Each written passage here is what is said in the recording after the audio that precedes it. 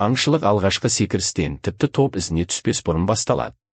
Бұл бірінші кезең, аумақты стратегиялық барлау. Қасқырлар алдынан шыққан алғашқы аңға тап бере салмайды, себебі қысқы тайгадағы қателіктің құны бүкіл отбасының әлсіреп, өлімге ұшырауы. Сұр жыртқыштың көзі өте өткір, бірақ одан да дамығаны жемтігінің мінез құлқын қашықтан талдай білу қабілеті. Елестетіп көріңізші, 30 шақты бұғыдан тұратын табын. Тәжірибесіз адам үшін бұл жай ғана қозғалып келе жатқан мал. Ал қасқыр үшін бұл ашық кітап. Ол аңның сәл ақсағанын, тыныс алуының ауырлығын немесе қозғалыс ырғағының бұзылғанын бірден байқайды. Зерттеулер көрсеткендей, қасқырлар жануардың ауруын немесе әлсіздігін бірден анықтай алады. Нысана таңдалған соң психологиялық ойын басталады. Қасқырлар жемтігіне көрінбей-ақ сағаттап қатар жүріп бақылайды, бірақ иісі арқылы өздерінің бар екенін сездіріп отырады. Олар жемтігінің реакциясын тексереді. Егер жануар үрейленіп, тым ерте қаша бастаса, ол өз күшін зая кетіреді. Егер ол қорғанысқа көшіп қозғалмай тұрып қалса, қасқырлар шаршату тактикасына көшеді. Бұл кезеңде жыртқыштар күшін барынша үнемдейді. Ал жемтіктің қанындағы стресс гормоны кортизол деңгейі шарықтап, оның ерік жігерін құм қылып, дене қуатын тауысады.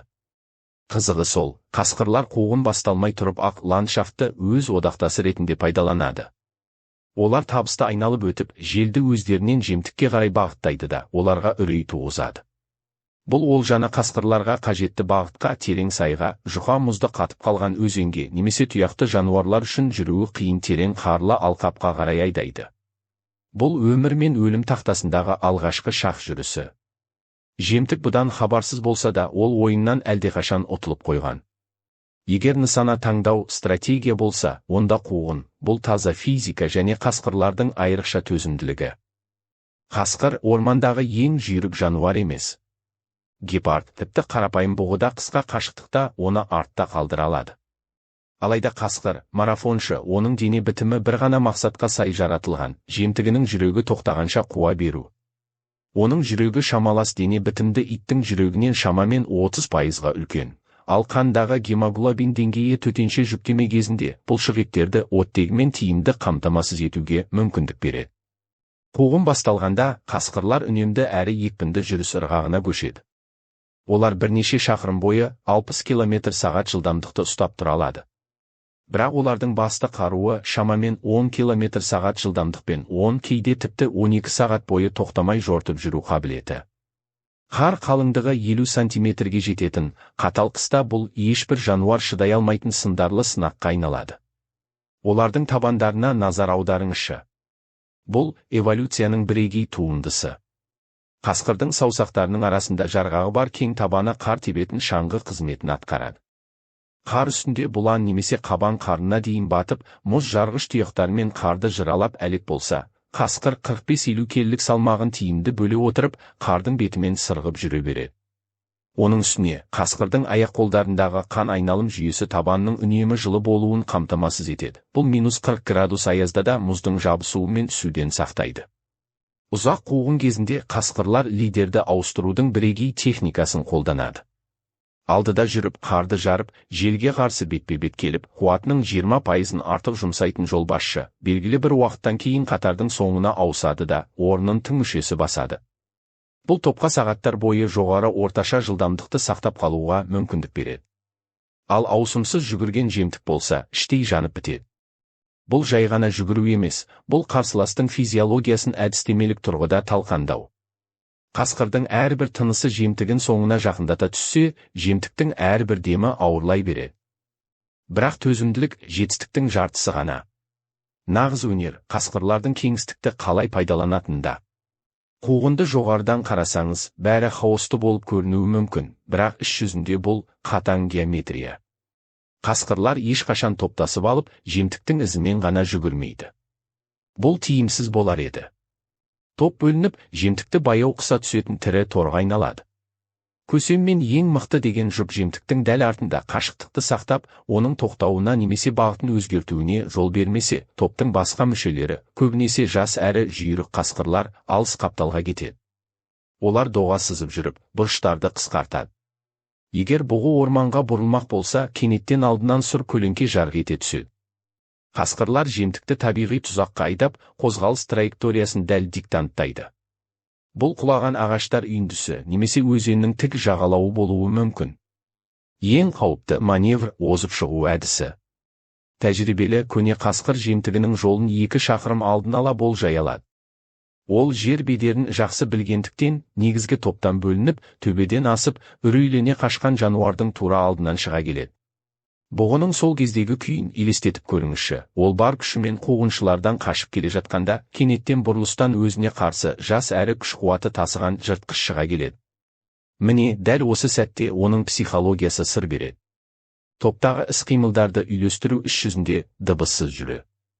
Қасқырларға аң аулау кезінде ұлудың қажеті жоқ, өйткені бұл олардың орнын әшкерелеп қояр еді. Олар құлақтардың орналасуы, бастың еңкеюі, көзқарас бағыты сияқты байқалмайтын сигналдарды пайдаланады. Бұл арнайы жасақтардағы адамдар жылдар бойы жаттығатын өзара түсіністіктің деңгейі. Топтың әрбір мүшесі өз жауапкершілік аймағын біледі. Кейбіреулері қаумалаушының рөлін атқарса, басқалары жемтіктің қозғалысын шектейтін стопер қызметін атқарады. Олардың міндеті аңның сіңірлеріне алғашқы шешуші соққыны беріп, оны жүрістен қалуға мәжбүрлеу. Бұл геометрия кездейсоқтыққа орын қалдырмайды. Дистанция қауіпті 10 метрге дейін қысқарғанда өлтіру физиологиясы іске кіріседі. Қасқыр жай ғана бұлшықет жиынтығы емес, бұл биологиялық пресс. Оның жақ сүйектерінің қысу күші шаршы сантиметрге шамамен 150 келіні құрайды. Салыстырмалы түрде айтсақ, ірі неміс овчаркасында бұл көрсеткіш 2 есе аз. Мұндай қысым қасқырға жай ғана тістеуге емес, сүйектерді майдалап, ең тығыз ұлпаларды жыртып тастауға мүмкіндік береді. Дегенмен қасқырлар, әсіресе салмағы 500 келілік бұланды нысанаға алғанда, бетпе-бет шайқасқа сирек барады. Мұндай алыптың тұяғының тікелей соққысы жыртқышты лезде өлтіріп, немесе мүгедек етіп кетуі мүмкін, ал орманда бұл ажалмен тең. Сондықтан қасқырдың шабуылы хирургиялық дәлдік. Негізгі нысана артқы аяқтар мен шап тұсының жұмсақ ұлпалары. Тізе сіңірлерін үзу арқылы олар жемтігін аяғына тірелу мүмкіндігінен айырады. Жануар жылдамдығы мен тепе-теңдігін жоғалтқан сәтте, ол қорғансыз күйге түседі. Қасқырларда шабуылдың 2 түрі бар. Біріншісі көп қан жоғалтуға әкелетін қажытатын тістеулер. Суық ауа райында қан жоғалту жылу мен күштің тез жойылуына әкеледі. Екінші түрі жануар құлағаннан кейінгі тамағынан алу шабуылы. Қасқыр жай ғана тістемейді, ол кеңірдекті бітеп, ірі артерияларды зақымдайды. Бұл өте тез және кәсіби түрде жүзеге асады. Эволюция бұл дағдыны миллиондаған жылдар бойы шыңдаған. Қателікке орын жоқ, егер қасқыр жармасса, ол енді жібермейді. Осы қатыгездіктің ішінде ешқандай өшпенділік жоқ екенін түсіну маңызды. Бұл таза прагматизм. Қасқырлар жемтік толықтай бағындырылған бойда аңшылықты барынша тез аяқтауға тырысады. Шайқас неғұрлым созылса, жыртқыштардың өздерінің жарақат алу қаупі соғұрлым жоғары. Топ бір тұтас механизм сияқты жұмыс істейді. Біреулері басы мен мойнын ұстап тұрса, екіншілері қарсыласуға мүмкіндік бермейді.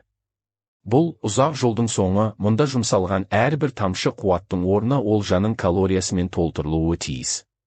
Бұл табиғаттың ақ қарға қанмен жазылған қатал тепе-теңдік теңдеуі.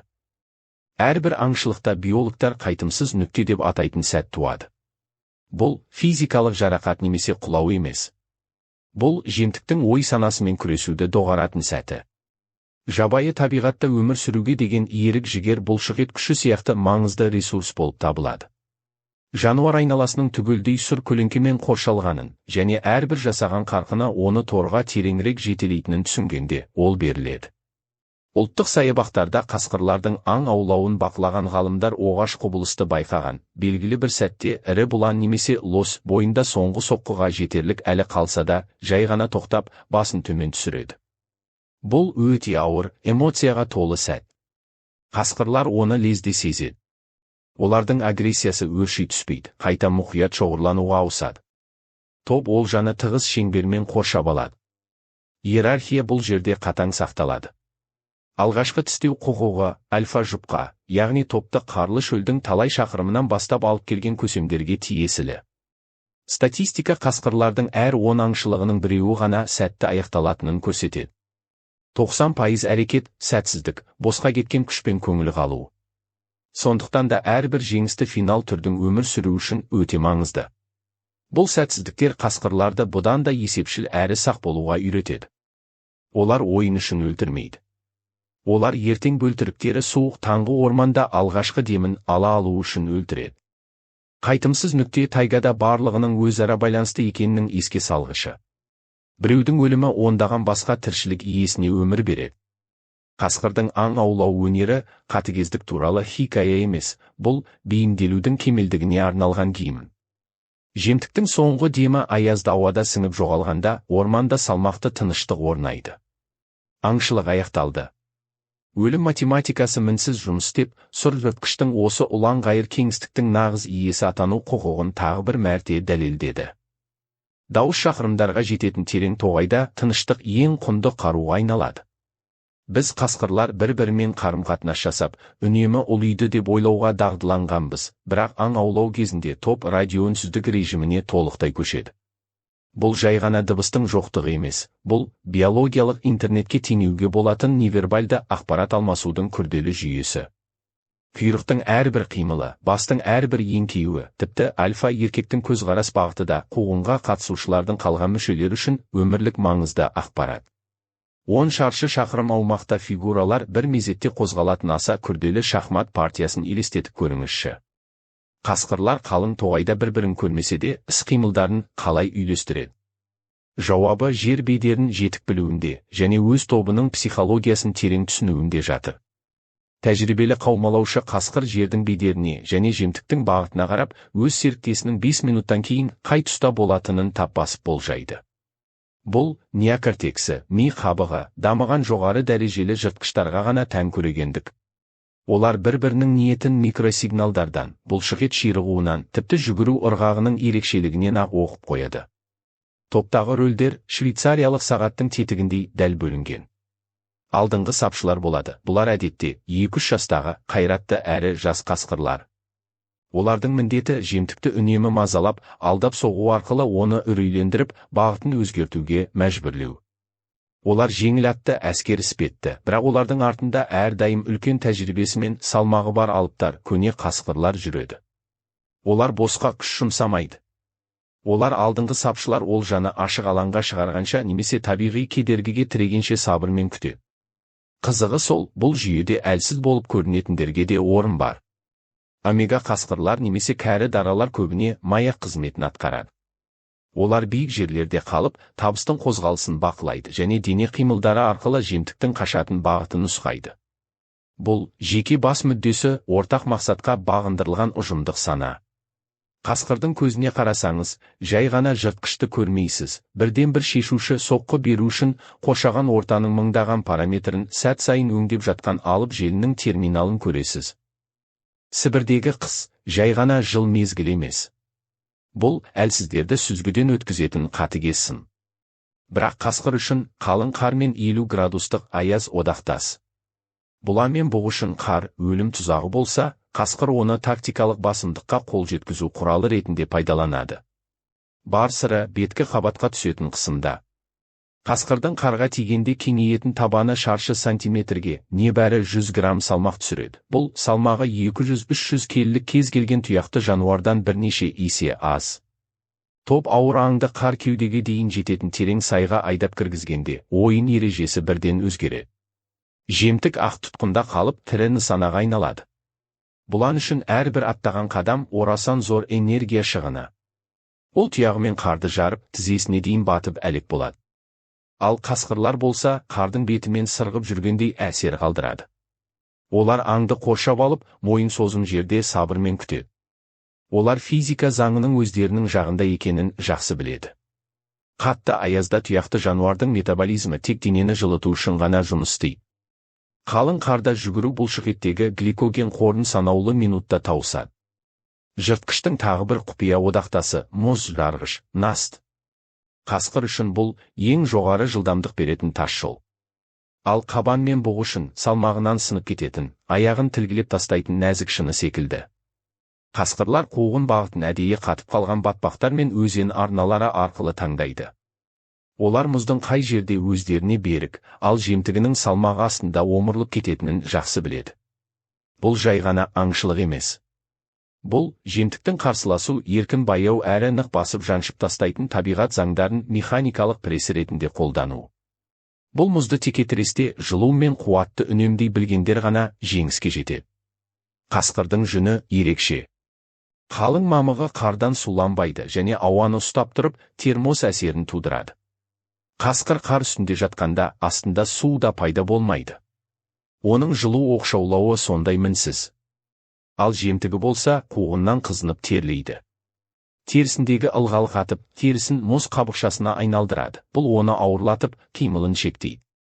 Сібірдің ақ тозағы, қасқырдың үйі, ол мұндағы әрбір мұзды қыртысты өз пайдасына шешуді жақсы біледі. Аңшылықтың ең маңызды бөлігі сырт көзден жиі таса қалады. Бұл психологиялық соғыс. Қасқыр жемтігін толыққанды психикалық сал болу күйіне жеткізе алатын террор шебері. Аңшылық сағаттар емес, күндер бойы созылуы мүмкін.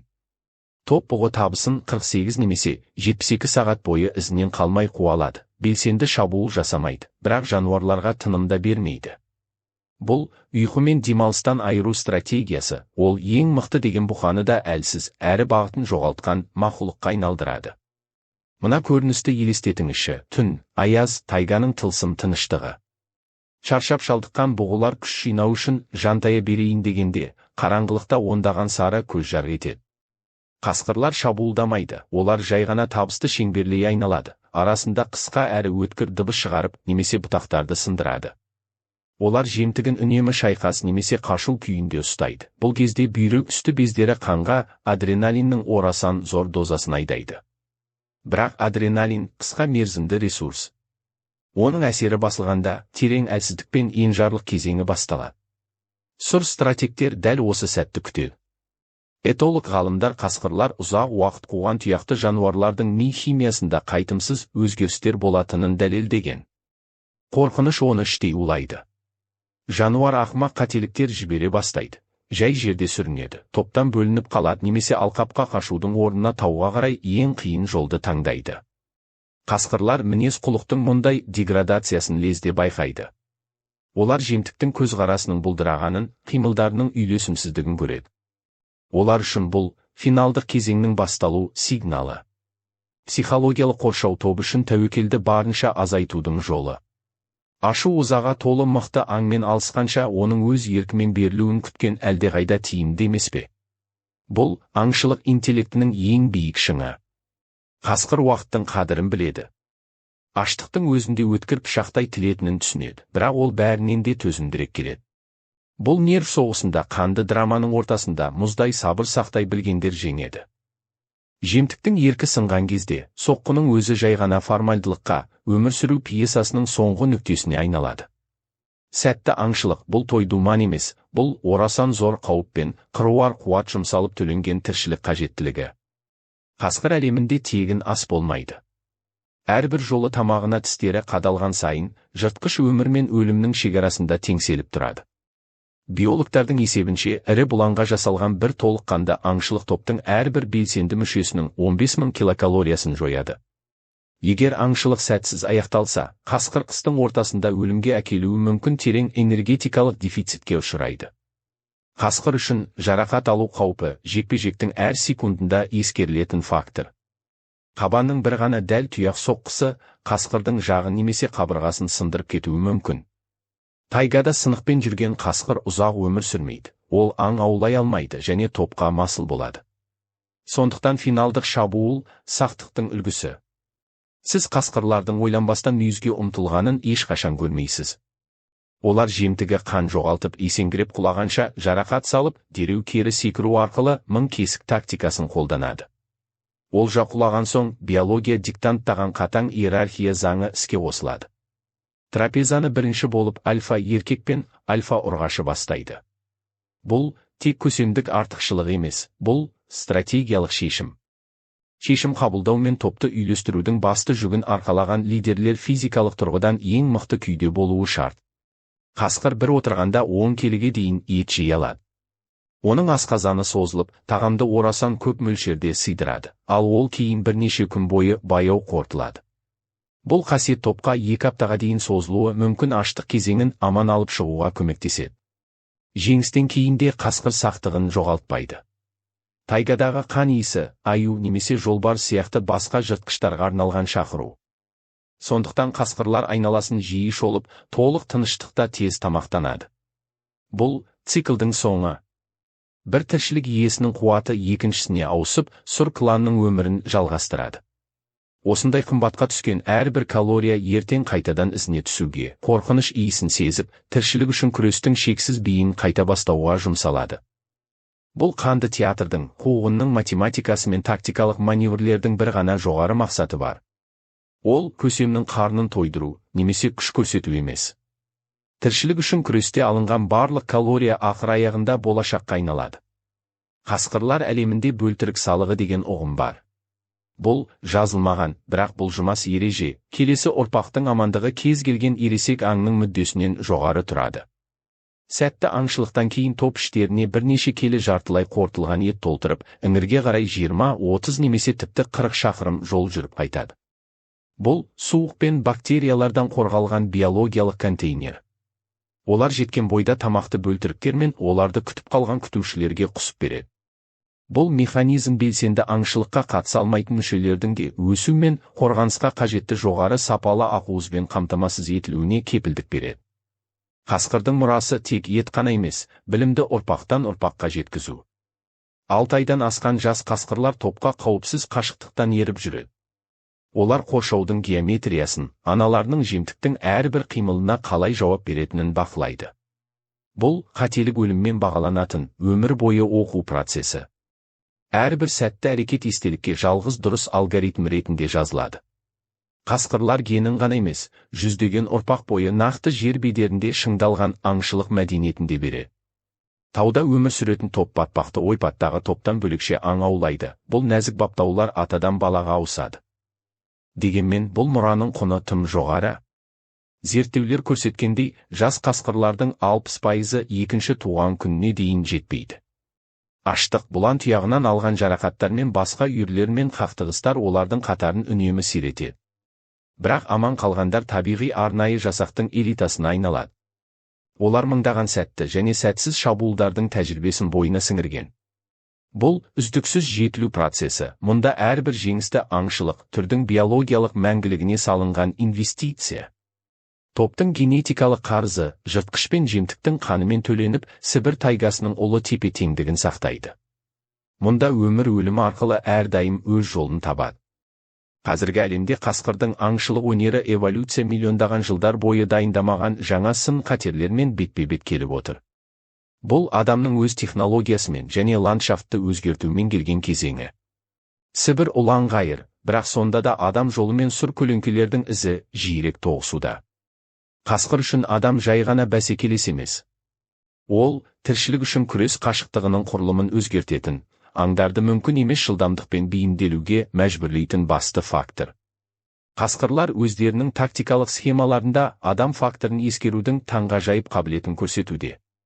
Ағаш кесу немесе қысқы жолдар белсенді жүргізілетін аудандарда, топтар адам салған жолдарды аңды қаумалауға арналған таптырмас соқпақ ретінде пайдалана бастады. Жол жиегіндегі қар таптаулы, көрінісі ашық. Бірақ сонымен бірге қасқырлар керемет сақтық таныта бастады. Олар ағаш тиеген көліктің моторының дыбысын тікелей қауіп төндірмейтінін біліп, аңшының қарда жүретін көлігінің снегоход дыбысынан ажырата алады. Бұл жүйке жүйесінің орасан зор ширығуын және түйсікке, инстинкт емес, жеке көбінесе қайғылы тәжірибе арқылы келетін жаңа мәліметтерді лезде талдау қабілетін талап етеді. Табиғи азық базасының қысқаруы ең күрделі мәселелердің біріне айналды. Адам іс-әрекетінің салдарынан жабайы қабан немесе елік саны азайғанда, қасқырлар үлкен тәуекелге баруға мәжбүр болады. Олар үй малын аулай бастайды. Бұл сөзсіз адамдардың тарапынан жауапты қадамдарға алып келеді. Бірақ осы жағдайда да қасқыр стратег болып қала береді. Ол шопандардың жұмыс кестесін, қоралардың орналасуын және иттің мінез құлқын зерттейді. Бұл жай ғана аңшылық емес. Бұл бүкіл отбасының аман қалуы таразы басында тұрған калория үшін жүргізілетін партизандық соғыс. Адам көлеңкесіндегі қасқыр жасырынырақ, есепшіл және парадоксальды түрде айтқанда, бұдан да интеллектілі тіршілік иесіне айналуда. Біз мұнаны түсінуіміз керек. Қасқырды жою немесе оның мекендейтін ортасын түбегейлі өзгерту арқылы біз ғасырлар бойы қалыптасқан күрделі механизмді бұзамыз. Орман санитарларынсыз тұяқты жануарлар популяциясы деградацияға ұшырайды, аурулар тарайды, тайганың өзі сырқаттана бастайды. Бұл теңдеуде қасқыр жау емес, экосистеманы серпінді тепе-теңдікте ұстап тұрған қажетті реттеуші. Қасқыр соқпақтарына түскен адам көлеңкесі тек қауіп қана емес, біздің өмір сүруіміздің жабайы табиғаттың осы қатал әрі сұлу заңдарын сақтаумен тығыз байланысты екенін түсінуімізді білдіруі тиіс. Сұр жыртқыштың ізімен жасаған саяхатымыз аяқталуға жақын. Бірақ Сібір ормандарында бұл драма ешқашан тоқтамайды. Біз тыныс алған әр секундта, қарлы аңғардың бірінде қасқырлар тобы желдің сыбдырына құлақ түріп қатып тұр. Тіршілік үшін күрес қашықтығы, бұл азу түс пен тамақ арасындағы қашықтық қана емес. Бұл жердің өз соғысы. Бұл өшпенділікке орын жоқ, тек өмір сүруге деген шексіз талпыныс бар, ұлы қуат айналымы. Біз сыртқы қатыгездіктің артында терең интеллект, әлеуметтік жауапкершілік пен ерекше ерліктің жасырынып жатқанын көрдік. Қасқыр табиғаттың айнасы, онда оның ең қатал, әрі ең әділ заңдары көрініс табады. Ол бізге бірліксіз жетістікке жету мүмкін емес екенін, стратегиясыз күштің бос екенін және рухтың төзімділігі тырнақтың өткірлігінен маңыздырақ екенін үйретеді. Әрбір дем алу үшін күресу керек болған бұл әлемде қасқырлар өз табиғатына адал болып, ең аш әрі қараңғы қыста да өз қадір қасиетін сақтап қалады. Келесі жолы қасқыр туралы естігенде, ертегідегі монстрді емес, тайганың дана марафоншысын есіңізге алыңыз. Өлім математикасының шын мәнінде өмір математикасы екенін ұмытпаңыз. Бір топтың алып орманның саулығын өз иығында қалай көтеріп тұрғанын ойлаңыз. Бұл түсінік диваннан тыс, жылы үйдің терезесінен көрінетіннен де күрделі әрі әсем әлемді тану жолындағы алғашқы қадам. Бұл мәңгілік ырғақ. Бұл жойылып кету қаупіндегі планетамызды шынымен тірі ететін өмір биі. Осы әлемді аялаңыз, өйткені оның жабайылығында біздің өз ақиқатымыз жасырылған.